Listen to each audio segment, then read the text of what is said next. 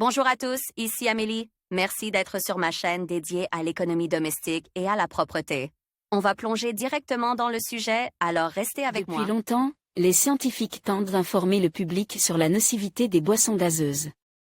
Le débat porte souvent sur une boisson comme le Coca-Cola, qui, selon des études récentes, peut réellement provoquer le cancer.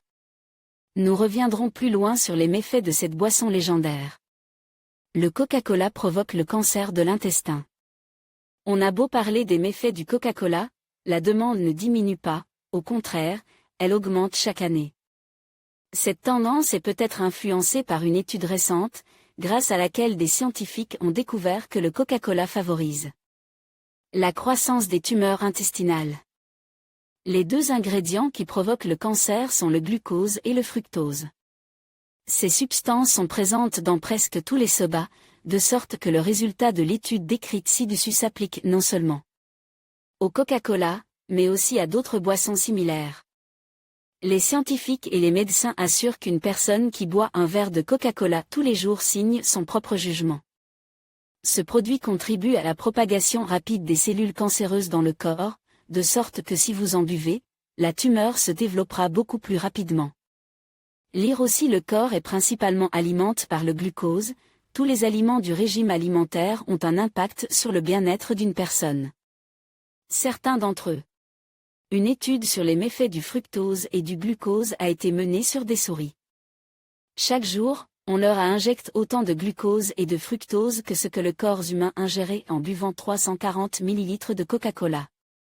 À la fin de l'étude, les hypothèses des scientifiques sur la nocivité de la boisson Coca-Cola ont été confirmées. Le cancer de l'intestin est la deuxième maladie la plus répandue chez les femmes en Russie.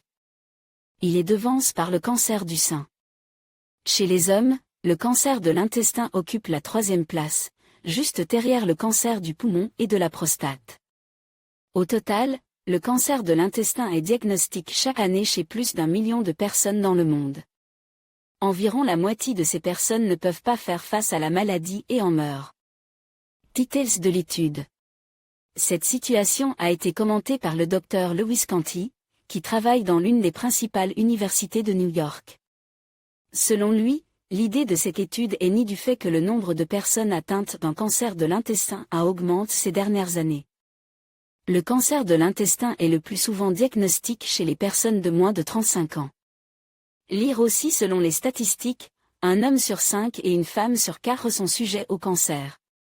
Besoin de savoir quels sont les aliments bon marché que l'on trouve dans les magasins.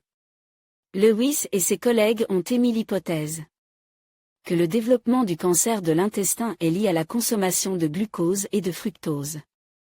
Dans le cadre de l'étude, les scientifiques ont nourri des souris avec du sirop de meth à haute teneur en fructose, ce qui entraîne le développement de tumeurs intestinales. Cependant, certains scientifiques pensent que les effets du fructose sur les humains et les souris sont complètement différents, qui signifie que le Coca-Cola ne contribue pas au cancer de l'intestin chez les humains. Quoi qu'il en soit, la nocivité du fructose pour l'homme a été prouvée depuis longtemps, de sorte que la consommation de Coca-Cola devrait de toute façon être réduite au minimum.